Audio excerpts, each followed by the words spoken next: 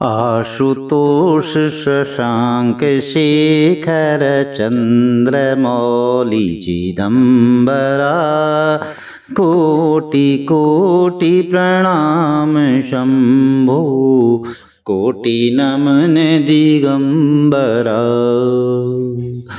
ओम नमः शिवाय। दोस्तों, श्री शिवाय नमस्तुभ्यम। हर हर महादेव। आज सोमवार का दिन है। आज की वीडियो में सोमवार व्रत कथा श्रवण करने जा रहे हैं। सोमवार का दिन भगवान भोलेनाथ को समर्पित होता है। जो भी भक्त भगवान भोलेनाथ की आराधना करते हैं, पूजन करते हैं, सच्चे मन से सच्चे भाव से, भगवान भोलेनाथ उन सब की मनोकामनाएं अवश्य पूर्ण करते हैं। सोमवार का व्रत सामान्य तौर पर दिन के तीसरे पहर तक होता है। व्रत में फलाहार या पारण का कोई विशेष बड़ा नियम नहीं होता, लेकिन यह आवश्यक होता है कि दिन रात में केवल एक समय ही भोजन करना चाहिए।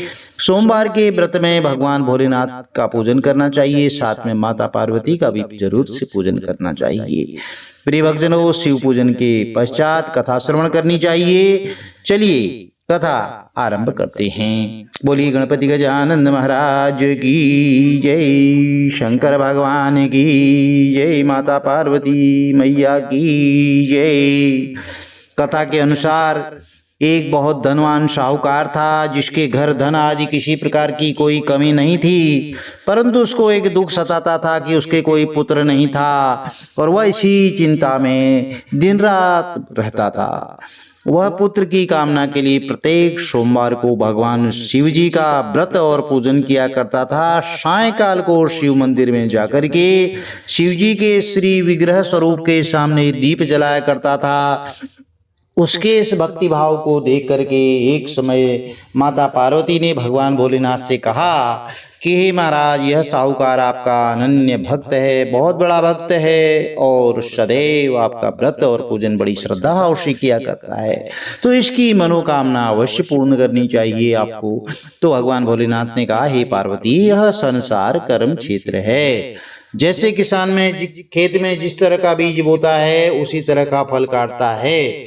यदि कोई, प्रिय भक्तजनों, आप करेले का बीज बोते हैं तो करेले की प्रकृति कड़वाहट वाली होती है, तो आपको कड़वे फलों की प्राप्ति होती है। यदि बेर का बीज बोते हैं, बेर की प्रकृति मधुरता मिठास वाली होती है, तो आपको मीठे फलों की प्राप्ति होती है। और यदि आप इमली का बीज बोते हैं, इमली की खट्टी प्रकृति होती है, तो आपको खट्टे फलों की प्राप्ति होती है। कहने का तात्पर्य यह है कि यह कर्म क्षेत्र है। जैसा आप कर्म करते हैं इस संसार में, वैसे फल जो है मनुष्य को भोगने पड़ते हैं। कुछ पूर्व जन्म के संस्कार या कर्म होते हैं, वह इस जन्म में भी भोगने पड़ते हैं।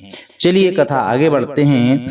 उसी तरह यह संसार कर्म क्षेत्र है। जैसा कर्म करते हैं वैसा फल जो है प्राणी भोगते हैं। माता पार्वती ने विशेष आग्रह से कहा कि हे महाराज, जब ये आपका अनन्य भक्त है और इसको अगर किसी प्रकार का दुख है तो इसको आपको अवश्य दूर करना चाहिए, क्योंकि आप सदैव अपने भक्तों पर दयालु होते हैं और उनके दुखों को दूर करते हैं। यदि आप ऐसा नहीं करेंगे तो मनुष्य आपकी सेवा और व्रत क्यों करेंगे? तो माता पार्वती जी का ऐसा आग्रह देख करके भगवान भोलेनाथ कहने लगे कि हे पार्वती, इसके कोई पुत्र नहीं है, इसी चिंता में यह अति दुखी रहता है। इसके भाग्य में पुत्र रत्न नहीं होने पर भी मैं इसको पुत्र की प्राप्ति का वरदान तो देता हूँ, लेकिन यह पुत्र केवल 12 वर्ष तक ही जीवित रहेगा और इसके पश्चात वह मृत्यु को प्राप्त हो जाएगा। इससे अधिक मैं इसके लिए कुछ भी नहीं कर सकता। अब यह सब बातें साहूकार सुन रहा था।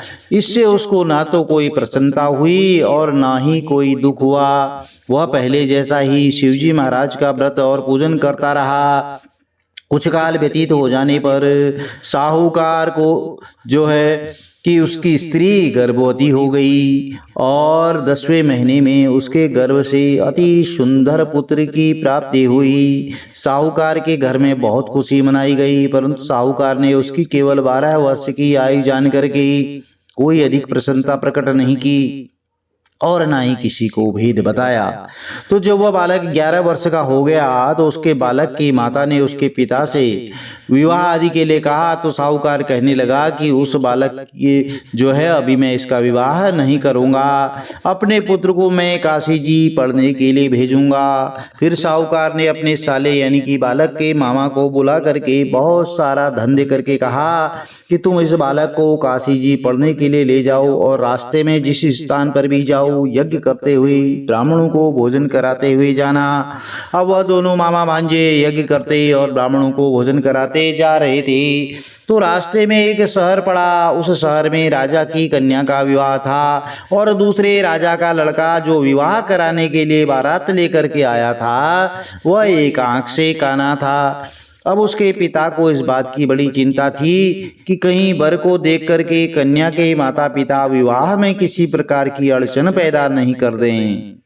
तो इस कारण जब उसके अति सुंदर उसने सेठ के लड़के को देखा तो मन में विचार किया कि क्यों न दरवाजे के समय इस लड़के से वर का काम चला लिया जाए। और ऐसा विचार करके वर के पिता ने उस लड़के और मामा से बात की तो वह राजी हो गई और फिर उस लड़के को जो है वर के कपड़े पहना दिए और घोड़ी पर चढ़ाकर दरवाजे पर ले गए। यह कार्य इस प्रसन्नता पूर्वक पूर्ण हो गया। फिर वर के पिता ने सोचा कि यदि विवाह कार्य भी इसी लड़के से करा लिया जाए तो इसमें क्या बुराई है। ऐसा विचार करके उसने लड़के और उसके मामा से कहा कि यदि आप फेरों का और कन्यादान का काम भी करा दें तो आपकी बड़ी कृपा होगी, मैं इसके बदले आपको बहुत सारा धन दूंगा। तो उन्होंने स्वीकार कर लिया और विवाह कार्य बहुत अच्छी तरह से संपन्न हो गया। परंतु जिस समय लड़का जाने लगा उसने राजकुमारी की चुनरी के पल्ले पर लिख दिया कि तुम्हारा विवाह तो मेरे साथ हुआ है, परंतु जिस राजकुमारी के साथ तुमको भेजेंगे वह एक आंख से काना है और मैं काशी जी पढ़ने जा रहा हूं। वह लड़का बहुत ईमानदार था। अब लड़के के जाने के पश्चात उस राजकुमारी ने जब अपनी चुनरी पर ऐसा लिखा हुआ पाया तो उसने राजकुमार के साथ जाने से मना कर दिया और कहा कि यह तो मेरा पति नहीं है, मेरा विवाह इसके साथ नहीं हुआ है, जिसके साथ मेरा विवाह हुआ है वह तो काशी जी पढ़ने गया है। तब राजकुमारी के माता पिता ने अपनी कन्या को विदा नहीं किया और बारात वापस चली गई। उधर सेठ का लड़का और उसका मामा काशी जी पहुंच गए।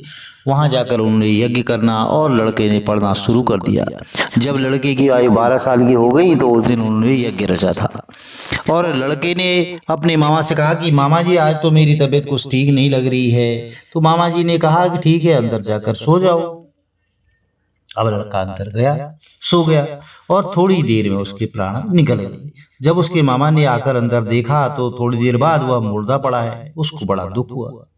उसने सोचा कि अगर मैं अभी रोना पीटना शुरू कर दूंगा तो यज्ञ का कार्य तो अधूरा रह जाएगा, इसलिए जल्दी से यज्ञ का कार्य समाप्त करके और ब्राह्मणों के जाने के बाद उसने रोना धोना आरंभ कर दिया।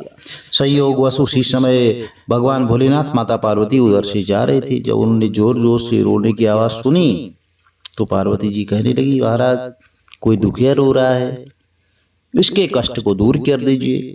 तो जब शिव पार्वती ने पास जाकर के देखा तो वहां एक लड़का मुर्दा पड़ा था। माता पार्वती कहने लगी, अरे महाराज यह तो उसी सेठ का लड़का है जो आपके वरदान से हुआ था। तो शिव जी कहने लगे, हे पार्वती इसकी आयु इतनी थी सो यह भोग चुका है। तो तब माता पार्वती ने कहा, महाराज इस बालक को और आयु दो, नहीं तो इसके माता पिता तड़प तड़प कर मर जाएंगे। अब माता पार्वती के बार बार आग्रह करने पर शिव जी ने उसको जीवन वरदान दिया और शिवजी महाराज की कृपा से लड़का जीवित हो गया। शिव पार्वती कैलाश चले गए। तब वह लड़का और मामा उसी प्रकार यज्ञ करते और ब्राह्मणों को भोजन कराते अपने घर की ओर चल पड़े। रास्ते में उसी शहर में आए जहां उसका विवाह हुआ था और वहां पर आकर उन्होंने यज्ञ आरंभ कर दिया। तो उस लड़के के ससुर ने उसको पहचान लिया और अपने महल में ले जा करके और जो है उनकी खूब खातिरदारी की, सेवा की। बहुत सारे दास दासियों सहित आदर पूर्वक लड़की और जमाई को विदा कर दिया। जब वो अपने शहर के निकट आए तो मामा ने कहा, पहले मैं तुम्हारे घर जाकर खबर करके आता हूँ। और जब उस लड़के का मामा घर पहुंचा तो लड़के के माता पिता घर की छत पर बैठे थे। उन्होंने यह प्रण कर रखा था कि यदि हमारा पुत्र सकुशल लौट आया तो हम राजी खुशी नीचे आ जाएंगे, नहीं तो छत से गिर करके हम अपने प्राण त्याग देंगे। तो इतने में उस लड़के के मामा ने आकर कहा कि तुम्हारा पुत्र आ गया है। तो उनको विश्वास ही नहीं हुआ। जब उसके मामा ने शपथ पूर्वक कहा कि आपका पुत्र अपनी स्त्री के साथ बहुत सारा धन लेकर आया है, तो सेठ ने आनंद के साथ उसका स्वागत किया और बड़ी प्रसन्नता के साथ रहने लगी। इस प्रकार से प्रिय भक्तजनों, जो कोई भी सोमवार का व्रत धारण करता है या इस व्रत कथा को पढ़ता है, सुनता है, सुनाता है, उसकी समस्त मनोकामनाएं देवादिदेव महादेव अवश्य ही पूर्ण करते हैं। चलिए, कथा श्रवण के बाद हमें आरती जरूर करनी चाहिए और उसके बाद भोग प्रसाद वितरित करना चाहिए, भगवान को अर्पित करना चाहिए। आरती आरंभ करते हैं। ओम जय शिवे ओंकारा, भोले हरे शिवे ओंकारा, ब्रह्मा विष्णु सदा शिवे अर्धांगी धारा। ओम हर हर हर महादेव, एकानन चतुरानन पंचानन राजे, बोले पंचानन राजे, हंसासन गरुड़ासन वृषवाहन साजे। ओम हर हर हर महादेव। दो भुज चार चतुर्भुज, दस भुज अति सोहे, बोले दस भुज अति सोहे।